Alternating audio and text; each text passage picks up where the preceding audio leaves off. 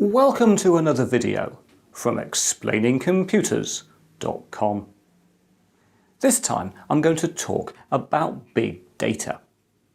This is the next big thing in computing and generates value from very large data sets that cannot be analysed with traditional computing techniques. The quantity of computer data generated on planet Earth is growing exponentially for many reasons. For a start, retailers are building vast databases of recorded customer activity. Organisations working in logistics, financial services, healthcare and many other sectors are also capturing more data. And public social media is creating vast quantities of digital material. As vision recognition improves, it is additionally starting to become possible for computers to extract meaningful information from still images and video. As more smart objects go online, big data is also being generated by an expanding Internet of Things. And finally, several areas of scientific advancement are starting to generate and rely on vast quantities of data that were until recently almost unimaginable.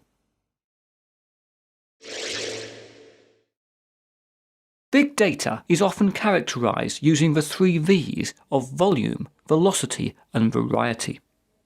Here, volume poses both the greatest challenge and the greatest opportunity, as big data could help many organisations to understand people better and to allocate resources more effectively.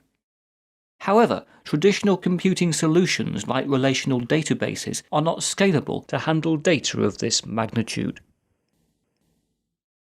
Big data velocity also raises a number of issues, with the rate at which data is flowing into many organisations now exceeding the capacity of their IT systems. In addition, users increasingly demand data that is streamed to them in real time, and delivering this can prove quite a challenge. Finally, the variety of data types to be processed is becoming increasingly diverse. Gone are the days when data centres only had to deal with documents, financial transactions, stock records and personnel files. Today, photographs, audio, video, 3D models, complex simulations and location data are being piled into many a corporate data silo. Many such big data sources are also unstructured and hence not easy to categorise, let alone process with traditional computing techniques. Due to the challenges of volume, velocity and variety, many organisations at present have little choice but to ignore or rapidly excrete large quantities of potentially valuable information. Indeed, if we think of organisations as creatures that process data, then most are rather primitive forms of life. Their sensors and IT systems are simply not up to the job of scanning and interpreting the vast oceans of data in which they swim. As a consequence, most of the data that surrounds organisations today is ignored. A large proportion of the data that they gather is then not processed, with a significant quantity of useful information passing straight through them as data exhaust. For example, until recently, the majority of the data captured via retailer loyalty cards was not processed in any way. And almost all video data captured by hospitals during surgery is still deleted within weeks.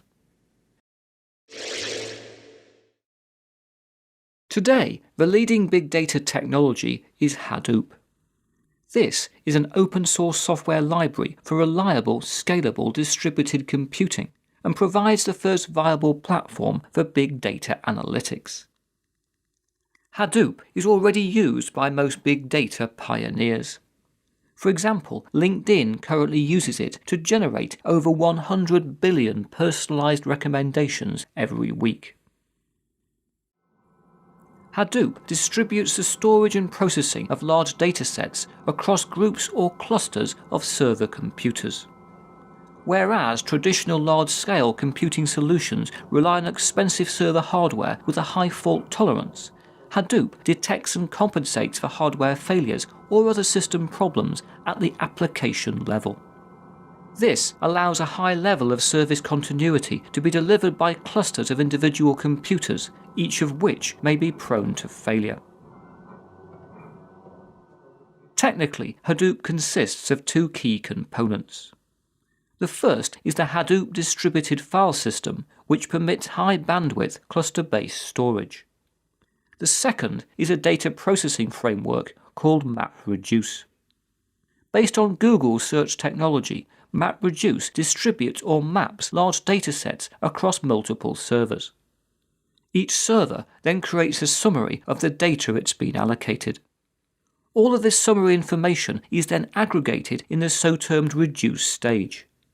MapReduce subsequently allows extremely large raw datasets to be rapidly distilled before more traditional data analysis tools are applied. For organizations who cannot afford an internal big data infrastructure, cloud-based big data solutions are already available. Where public big datasets need to be utilized, running everything in the cloud also makes a lot of sense, as data does not have to be downloaded.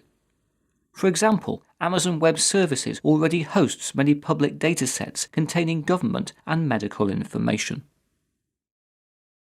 Looking further ahead, quantum computing may greatly improve big data processing. Quantum computers store and process data using quantum mechanical states, and will in theory excel at the massively parallel processing of unstructured data. As IBM explain, big data provides an opportunity to find insight in new and emerging types of data. Or as Oracle put it, big data holds the promise of giving enterprises deeper insight into their customers, partners, and business. In time, big data may also help farmers to accurately forecast bad weather and crop failures. Meanwhile, governments may use big data to predict and plan for civil unrest or pandemics. In a recent report, the McKinsey Global Institute estimated that the US healthcare sector alone could achieve $300 billion in efficiency and quality savings every year by leveraging big data. Across Europe, they also estimate that using big data could save at least $149 billion in government administration costs. In March 2012, the US government announced a $200 million investment in big data projects.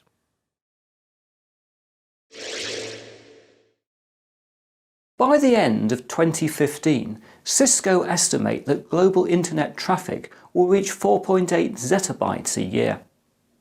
That's 4.8 billion terabytes, and indicates both the big data challenge and the big data opportunity ahead. More information on big data can be found on explainingcomputers.com. But now that's it for another video, and I hope to talk to you again very soon.